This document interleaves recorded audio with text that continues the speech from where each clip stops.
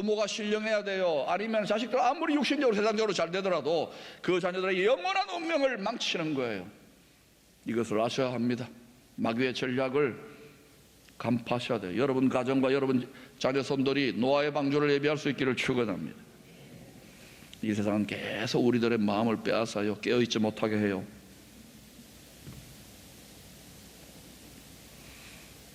여러분이 아무리 구해도 영광과 번영과 축복과 안정 구해도 끊임없이 그림자처럼 따라오는 분이 있습니까? 그러면 생각을 바꾸셔야 돼요.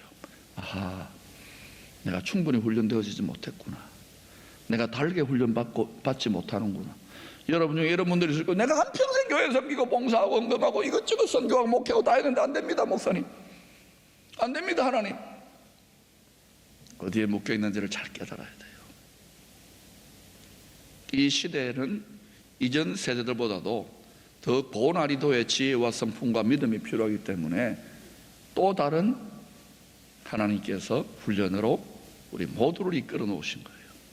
이때 먼저 예비되는 성도와 가정과 교회와 민족은 시대를 이끕니다. 물질이 결정하는 게 아니에요. 내면이 소프트웨어가 준비 안 됐는데 아무리 여러분 하드웨어가 물질을 많이 주면 뭐예요? 그게 저주가 되는 거예요. 그러므로 이 시대 하나님의 뜻을 잘 통찰하시고 영혼이 잘 되십시다. 광야에서 우리 영혼이 아주 연단되고 잊혀지고 외롭고 답답하고 어둡고 힘들고 비참하고 이거 축복이에요. 축복. 뜻을 깨달으면 광야에서 천국의 상속자로 어느 정도 훈련된 출애굽 1세대들이 여호수아와 당시에 그들을 이끌었던 어른들이 생존했을 때에는 그래도 믿음 안에 붙어 있었어요. 신앙의 가문에 어른들이 그래도 서슬이 교회 가자 이럴 때는 자녀들이 후세대들이 믿음 안에 붙어 있습니다. 그런데 그 어른들이 돌아가시고 난 다음에 그들은 어때요? 그 어른들의 믿음의 유산과 밑거름에 득보고 있는 영광과 번영과 평안과 안정을 만복의 어른이신 하나님을 의지하면서 얻으려고 안 하고 속히 하나님의 마음을 떠나서 세상의 방식으로 세상 사람들 하는 방식으로 출세하고 잘 먹고 잘 살고 가나안 땅의 바알의 방식으로 번영을 안정을 요청하기 때문에 점점 어떻게 되는가요? 망가집니다. 점점 집안이 안 됩니다. 하나님 믿는다고 하면서도. 누구 책임일까요?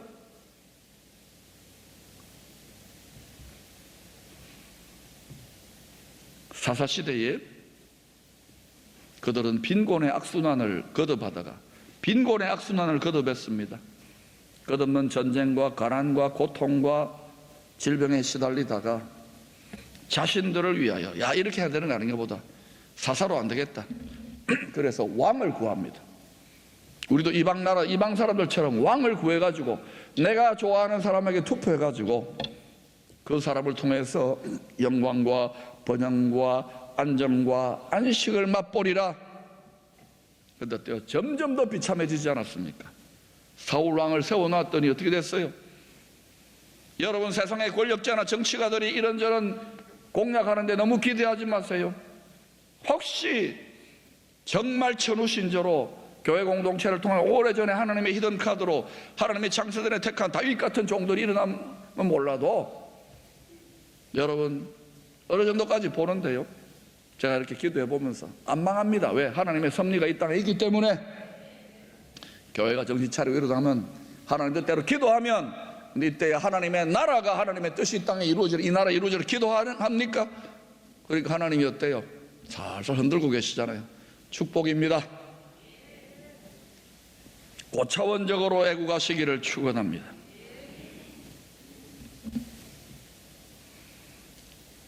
그래서 하나님이 망하면 안 되고 그리스도의 나라 예고편을 보여줘야 되니까 다윗이라고 하는 하나님의 상속자가 창세전에 히든 카드로 어딘가에 딱 준비되어 있다가 혹독한 고난의 광야를 통과합니다. 왜?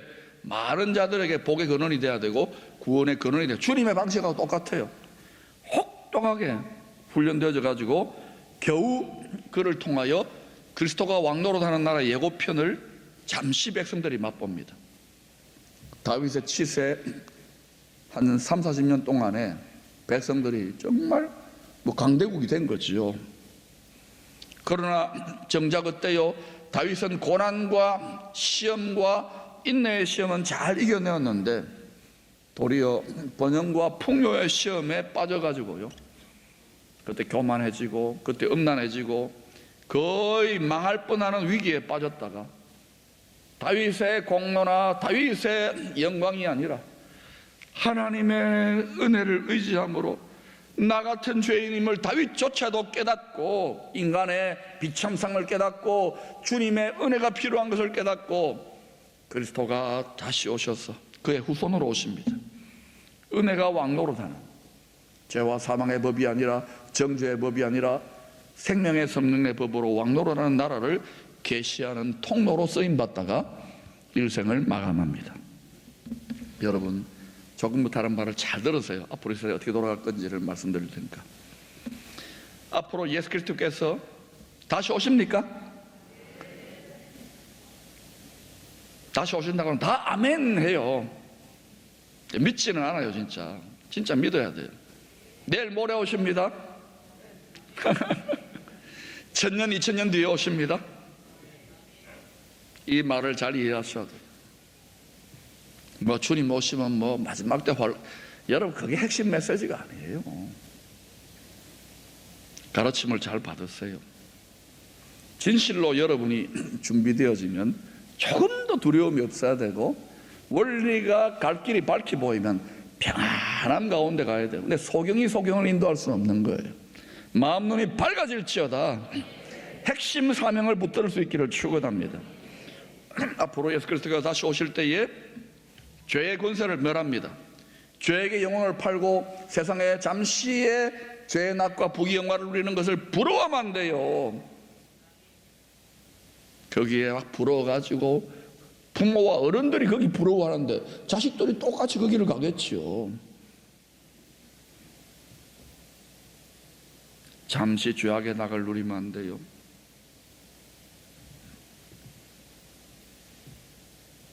죄의 권세를 주님은 반드시 멸하십니다. 성경대로 됩니다. 마지막 남은 예언의 성취입니다. 다시 오실 주님이 왕노릇하는 나라를 이루시기 전에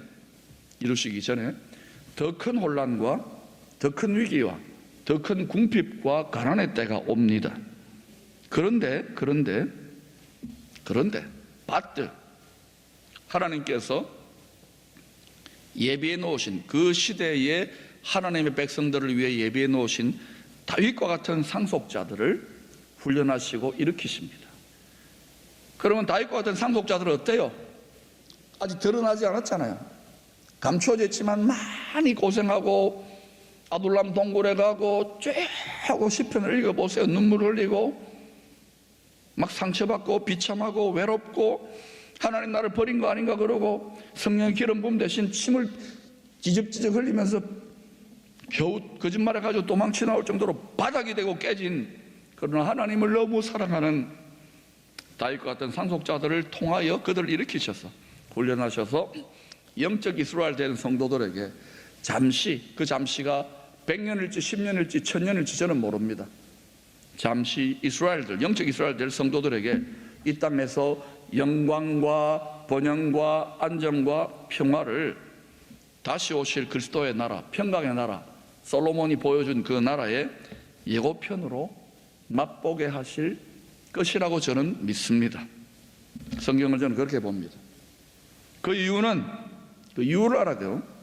어둠과 가난에서 고통하는 모든 민족들에게 앞으로 이렇게 힘들고 어려워지고 위기가 생기고 막 이러면 죽겠다 살겠다 그러는데 세상 방식으로 하는데 그들에게 우리는 영광의 치외법권지구처럼 다윗이 다스리는 나라처럼 되어지면 딴 것까지 모든 민족에게 천국의 복음을 전할 수 있도록 영적인 자원만이 아니에요. 혼적인 지식과 마음과 지혜의 자원과 그리고 물적 자원까지도 나라니까 주셔서 전할 수 있도록 하기 위하여 하나님이 그러한 잠시 마치 7년 흉년이 오기 전에 요셉의 때의 7년 풍년과 같은 때가 잠시 주어질 것으로 저는 전망합니다. 그래서 제가 우리 다음 세대들을 예비하자는 그들에게 이 시대를 물려주자는 거예요. 동의가 되면 아멘 하십시오. 아멘 안 하는 분은 나는 모르겠습니다도 괜찮아요.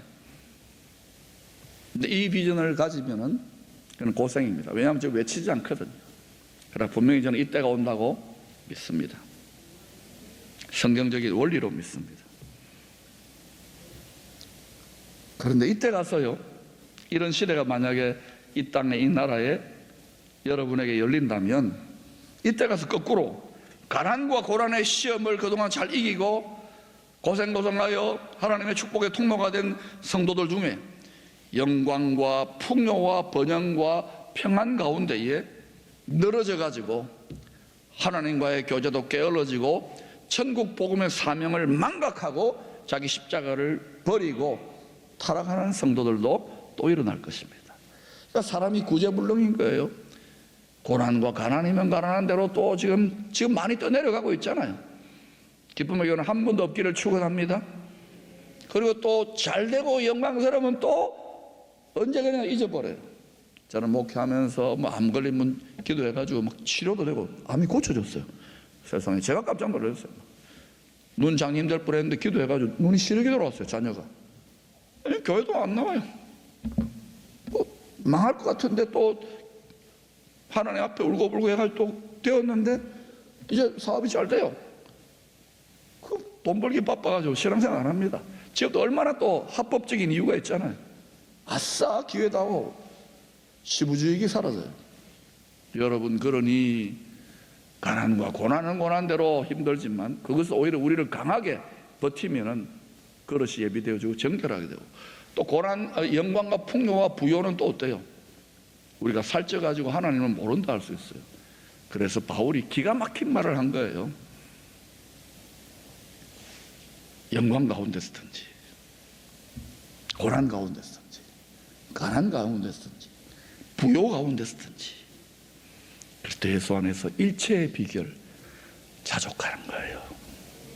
감사하는 거예요. 노래하는 거예요. 찬양하는 거예요. 여러분 따라합시다. 하나님, 알고 보니 깨닫고 보니 내가 행복자입니다. 내가 부자네요.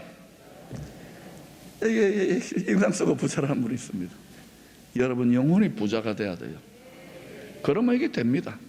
그런데 막 떼돈을 갖고 있는 분도요, 실제 보면 바달바달 떨어요. 요즘도 집에요, 이게 전등에다가 이게 뭐예요, 굴비 매가지고 그 아까워 못 먹어요. 돈은 막 어마어마하게 많아. 그래 그 뜯어먹지도 못해요. 아까워가지고 돈 한 푼 더 벌어야 된다. 말세에 재물을 쌓았도다.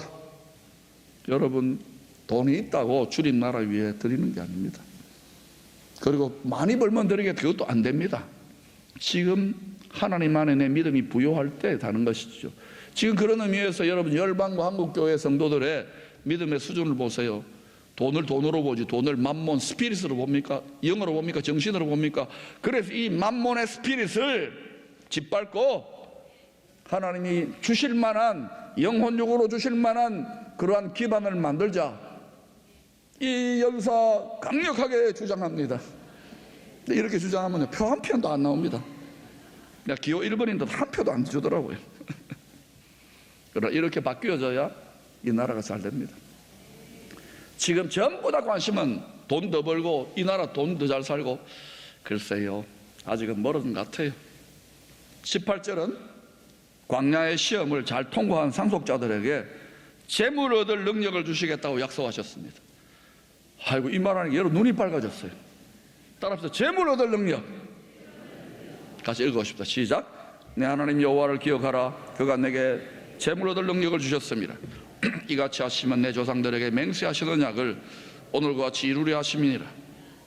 글쎄요, 여러분 중에 우리 주위에 저 사람은 진짜 재물 얻을 능력을 받았다고 간증하고 자타가 공인할 만한 성도들이 얼마나 될 것 같습니까? 왜 그런 분들이 많지 않을까요? 우리 이전에 믿음의 선배들의 시대에는 거의 다 그냥 초건 목피 다 굶어 죽었지 않습니까? 밥도 못 먹었어요. 그런데 그 하나님께서 초자연적으로 그 기적 같은 세상 방식이 아니에요. 꼭 천사들이 도와주는 것 같이 이렇게 가지고 여기까지 왔는데, 이게 우리 기업가들이 정치가 잘해서 아니에요. 주제 파악을 하세요. 니콜라스를 아셔야 됩니다. 무슨 말인지 모르십니다. 근데 이 시대는요, 그 방식, 그 어른들의 미련하고 어리석어 보이는 하나님 의지하는 방식이 아니라 세상적인 요령과 스킬과 지혜와 지식으로, 저희를 봐도 격려하겠습니다, 여러분. MDV라고요. MBA라고요. 근데 그거는 초등학문이에요, 제가 볼 때는. 하나님의 지혜를 장착하고 그것을 얻으면 그게 엄청난 위력을 발휘하지만 이거 없이는요, 세상에 장캐밖에 안 되는 거예요.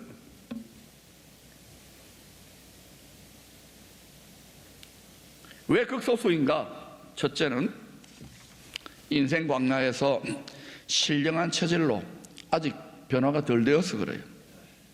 하나님 없어도 살만한 거예요. 기도 안 해도 돼요. 기도 안 해도 돈 나오고 밥 나오고 등 따시고 배부른데 체질 변화할 게 뭐 있습니까? 만족한데. 그게 육신적인 세상적인 체질이란 거예요.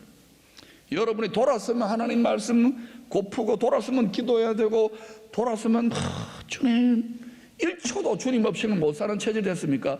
여러분 이제 준비가 되어 갑니다. 신령한 체질에 가까워요.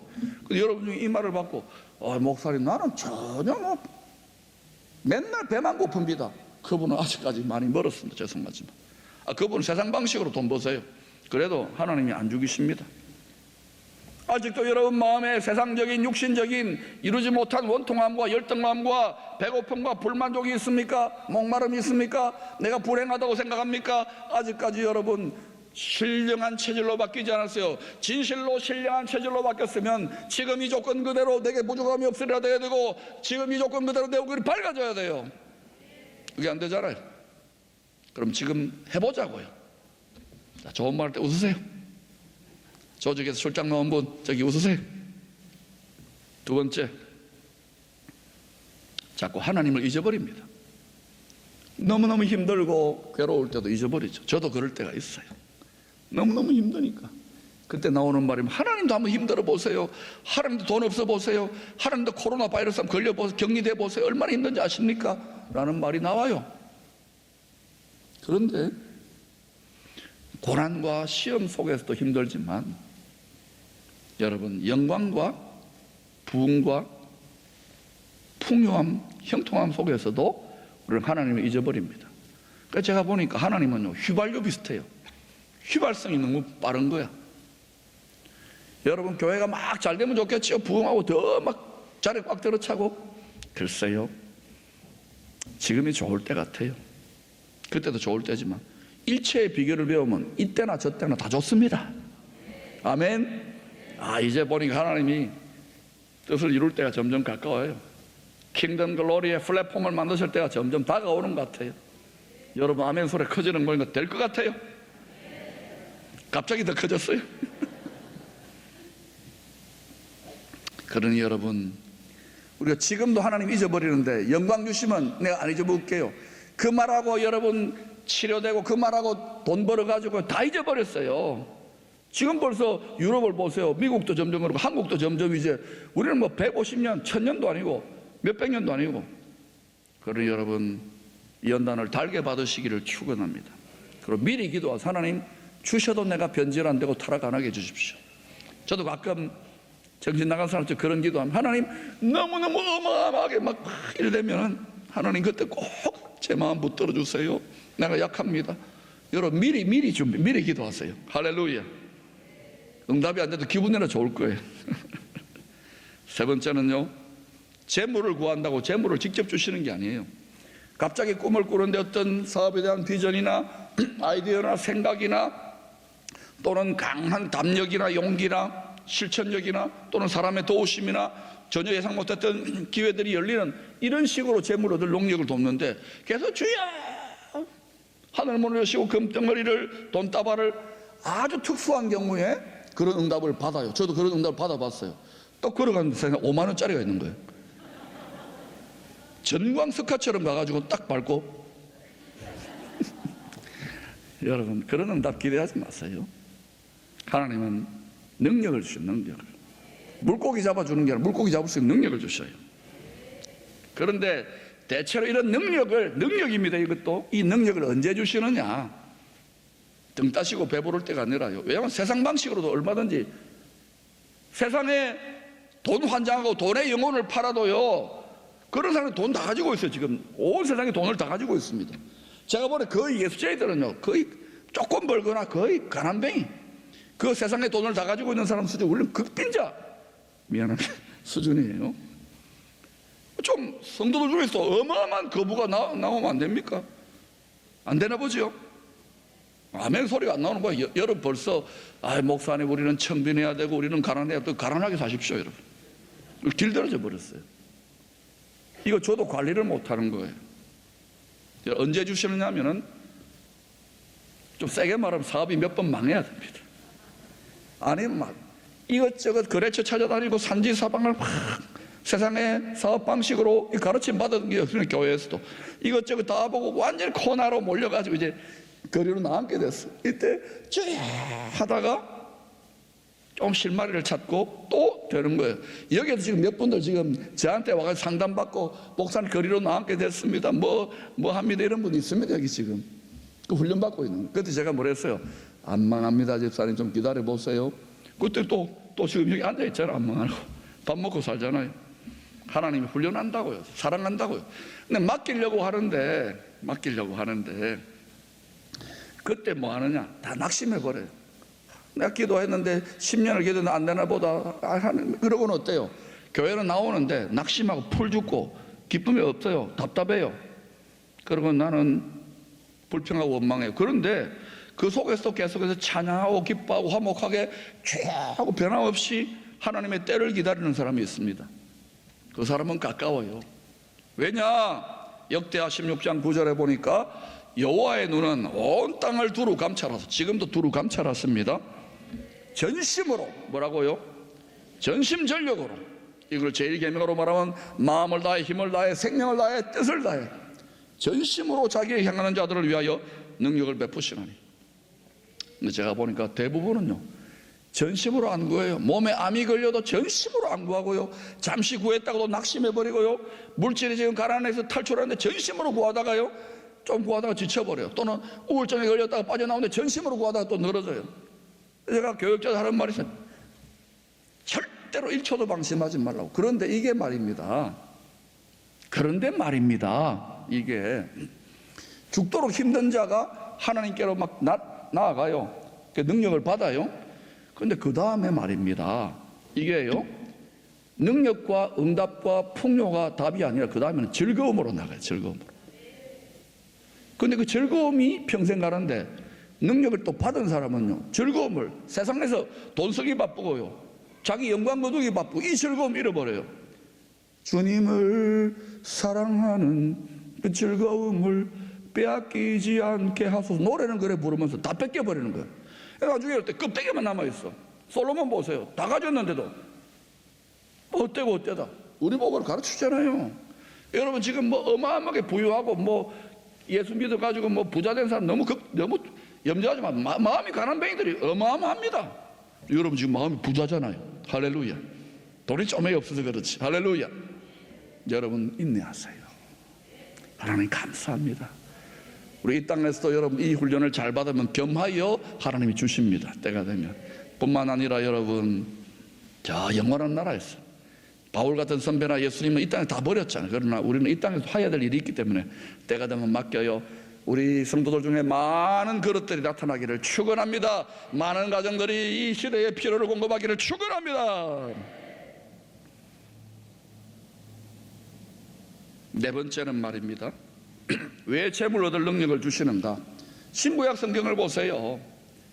우리 잘 먹고 잘 살고 해외여행 다니고 이것도 필요합니다만 그거는 사이드잡이고, 결국은 하나님이 원하시는 성전, 우리가 성전입니다. 하나님이 원하시는 나라, 우리가 거룩한 나라입니다.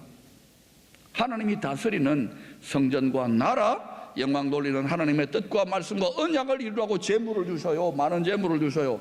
그런데 이게 줘보니까 어때요? 뭐 미국도 줘보고 유럽도 줘보고 다 사고쳐요. 한국도 지금 뭐 아직 이제 게임 시작도 안 했는데 뭐 선진국 되지도 못했는데 사고 치기 시작하잖아요.